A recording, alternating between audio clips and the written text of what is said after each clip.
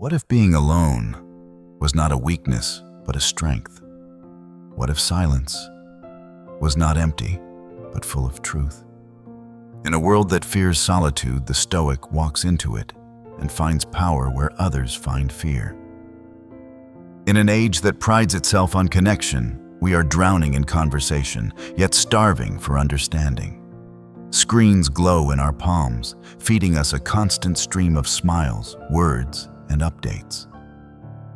But when the battery fades and the night returns us to silence, we are left with something far more ancient than technology ourselves. This is not a tragedy. This is not loneliness. This is solitude. And for the Stoic, solitude is sacred.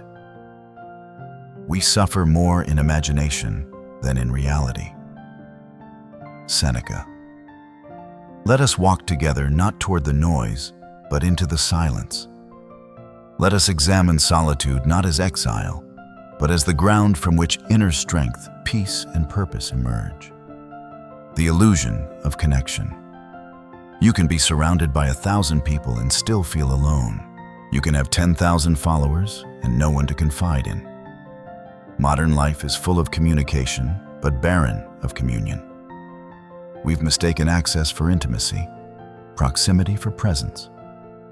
We scroll past hundreds of faces, but rarely stop to meet our own. The Stoics did not fear this quiet. They cultivated it. In a time without notifications or social platforms, they understood something we've forgotten, that the most important dialogue we'll ever have is the one we have with ourselves. No man is free who is not master of himself. Epictetus. To be alone is not to be abandoned.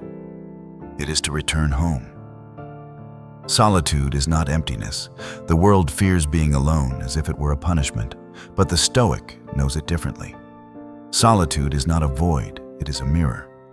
It reflects not who we pretend to be, but who we truly are. In the absence of applause, we confront the truth. Are we proud of the life we are living when no one is watching? This is the terrain of Stoic discipline, to be untouched by praise, unmoved by criticism, to walk straight even when no one sees. Waste no more time arguing what a good man should be. Be one. Marcus Aurelius. From loneliness to liberty. Loneliness is not a state of the body, it is a rejection of the present moment. It is the resistance to being with oneself. But once you stop running, once you sit with your thoughts without judgment, the loneliness transforms.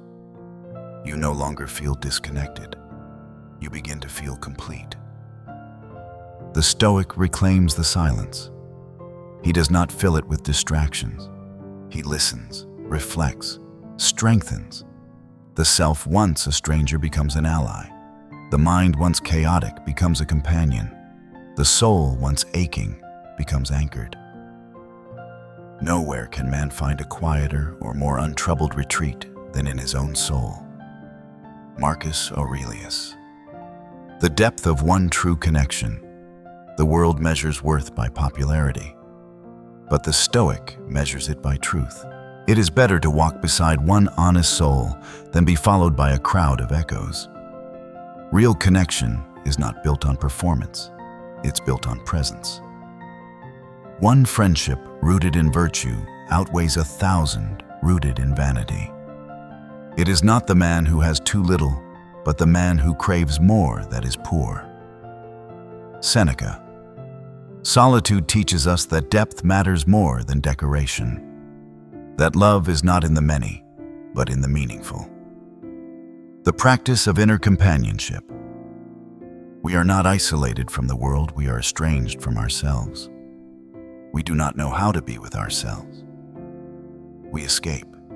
We distract. We scroll. We consume. But solitude invites a different practice: to sit quietly with the breath, to observe the mind without panic, to witness emotions rise and fall like waves passing over a still ocean. This is not self-judgment, it is self-friendship. To know ourselves not just by thought, but by watchfulness. To find stillness not by control, but by surrender. Purpose, even in isolation. The Stoic does not need a stage to live with meaning. Whether speaking before thousands or eating alone in a quiet room, he asks the same question. What is the virtuous action here? A mother working night shifts. A traveler far from home, an introvert in a noisy world. They are not powerless. They are not lesser. They are not invisible.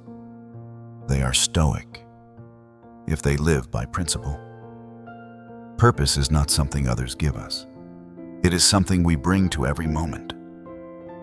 The Stoic and the seasons of change. Friends move away, relationships fade, seasons end, but the Stoic remains grounded. Don't seek for everything to happen as you wish it would, but rather wish that everything happens as it actually will. Then your life will flow well. Epictetus. Change is not a betrayal. It is nature. We are not owed permanence. We are invited to adapt. When someone leaves, the Stoic does not collapse. He grieves, yes, but with dignity. He lets go, but not of himself. To flow with life is not to surrender one's values, but to let the world unfold and remain anchored in one's character. To trust again without naivety. After betrayal, the walls go up. But the Stoic does not build a fortress from fear. He builds a boundary with wisdom. He knows that to love is to risk. But to close oneself off is a deeper pain. We trust not because others are perfect, but because we are prepared for imperfection. To be betrayed and still be kind. To be disappointed and still be whole. This is not weakness. It is mastery. Embracing difference without division. We often distance ourselves from those who don't share our interests. But Stoicism reminds us we are threads in one vast tapestry. Constantly regard the universe as one living being, having one substance and one soul. Marcus Aurelius. You may love books, another music, another silence. These differences are not barriers, they are bridges, each a chance to understand the world through another window. To disagree, yet still love. To diverge, yet still walk together. This is Stoic compassion. 4 Stoic anchors in solitude. In the quiet hours of the night, when doubt creeps in and no one is there to answer what remains, the Stoic returns to practice. 1. Self-acceptance. We cannot control others, but we can govern ourselves. 2. Presence. The past is gone. The future is fiction. Only now is real. 3. Introspection. Know yourself not to judge, but to understand. 4. Resilience. Suffering is not a curse, it is a chisel that carves strength. These are the shields of the soul. In their presence, even isolation becomes a place of growth. The strength of the quiet ones. Introversion is not a weakness, it is a depth. Alex never needed a stage. He spoke less, but listened more. His presence, quiet but powerful, made others feel safe. He did not fear being alone. He honored it. He walked slowly, thought deeply, loved purely. In his solitude, he was not diminished, he was revealed. It is not that we have a short time to live, but that we waste much of it. Seneca. Solitude, the soil of the soul. To be alone is not to be unloved. It is to stand beside the one person who will never leave you yourself. The Stoics did not dread solitude. They trained for it, prepared their minds like warriors so that even in the darkest hour, they would not abandon themselves. In solitude, they found serenity. In silence, they found truth. In stillness, they became unshakable. You may feel alone, but you are not without strength. You are not without clarity. You are not without purpose. The Stoic path is not loud. It does not demand attention.